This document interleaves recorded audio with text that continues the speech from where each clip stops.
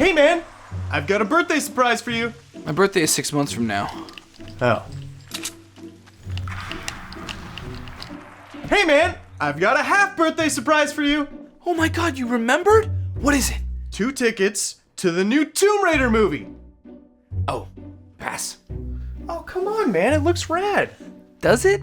Yeah, it's got arrows and boats and Alicia Vikander. You love boats. Yeah, boats are my favorite, but there's no way this is gonna be any good.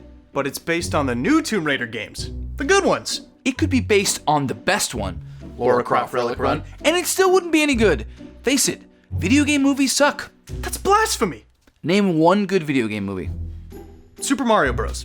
Garbage. Mortal Kombat. Terrible. Resident Evil. Poor. Resident Evil Apocalypse. Piss poor. Resident Evil Afterlife. Awful. Resident Evil... They're all bad. Max Payne. Painful. Street Fighter. Unbearable. Street Fighter... Wait for it. The Legend of Chun-Li. Actually had some okay moments in it. Really? No, that was the worst one. Okay, so maybe there have been a few misfires. They're all trash. All of them. Prince of Persia is probably the best, and that's only because it just mostly sucks.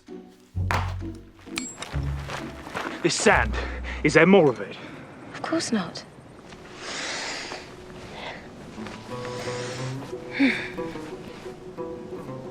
See what you were looking for, Prince? Yikes, I don't know what's worse, the writing or Jake Gyllenhaal's accent.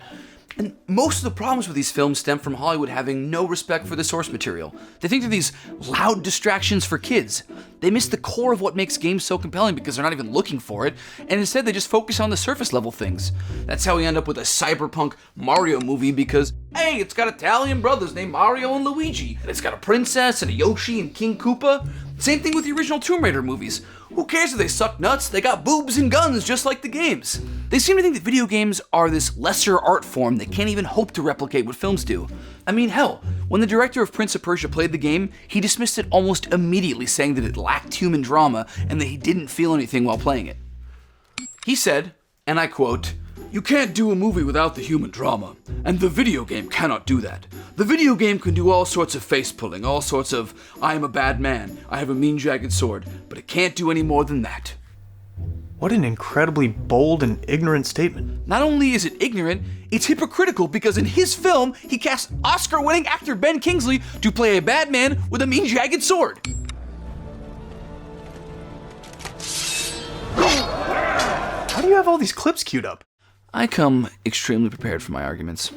Okay, well, while you are right that in the past we have had filmmakers who are dismissive of games, we now have a lot of writers and directors who have grown up playing these games, like Jordan Vogt-Roberts, who's directing the new Metal Gear Solid movie. I'm sure he'll be very respectful of the source material. Yeah, but even just being respectful might not be enough. There's just something that seems to get lost in translation. What do you mean? Well, take Breath of the Wild, for example. Tell me the story of that. Okay, well, 100 years ago, Link and the Guardians failed to defeat Ganon. Then Link wakes up from cryo-sleep. He puts 4 unused Shadow of the Colossus bosses in position around the map, and then they defeat Ganon? Not super compelling, right? Yeah, no, that is kind of underwhelming. Now, tell me what you did in Breath of the Wild. Oh god, where do I begin? Okay, well first, I took my glider and I jumped off the Great Plateau. And then 2 hours later. And then, when he unfroze, the boulder dropped on his moblin ass. It was awesome! I bet! And that gets to the root of the other problem video game adaptations face. They have to take 10, 20, or in the case of Breath of the Wild, 100 hours of experiences and emotions and somehow squeeze them into a 2-hour film. And since it's easier just to take the story elements and make the film about that, you lose out on all the amazing player experiences in the process. Wow. Never thought about it like that.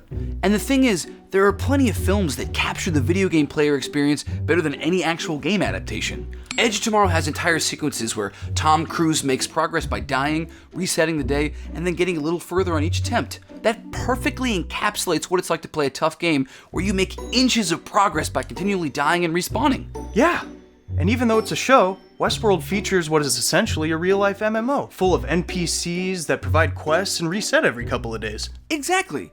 The problem is that there is just yet to be a video game film that has both adapted the story and given viewers the experience of inhabiting the world and its characters. You know what? You're right. Of course I'm right. I made clips and everything. But even though they haven't done it yet, that doesn't mean it's impossible. Just look at what's happened with comic book movies. Here, Let me borrow that. It's so disrespectful. Not that long ago, comics were looked down upon as a lesser art form. Comic book adaptations were just seen as kid stuff. Cheesy, over-the-top kid stuff. And when they would try and go serious with them, they just dressed the characters up in black leather because, oh, God forbid my laser-shooting, storm-cloud farting superheroes would have any color.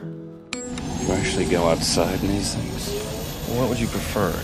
Yellow spandex? How did you get these clips on my TV? But eventually, people like Sam Raimi, Kevin Feige, and Christopher Nolan started to get it right. They saw these characters as more than just toys to sell to kids, and realized that there's more to their stories than just putting on a costume and having superpowers. And sure, there are some misfires here and there.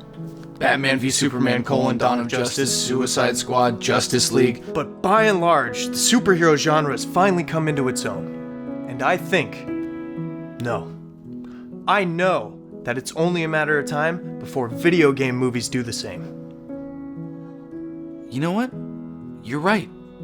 It is only a matter of time. And maybe, just maybe, Tomb Raider is the one to finally get it right. So, you ready to go? Let's do it! Don't you forget to remember me. Don't. Hey guys, thanks for watching. If you like this, be sure to hit that bell icon to stay up to date on all the latest Warp Zone content. And if you want to see another funny sketch, click the box on the left. Or to see another dope video, click the box on the right. Anywho, we gotta get out of here.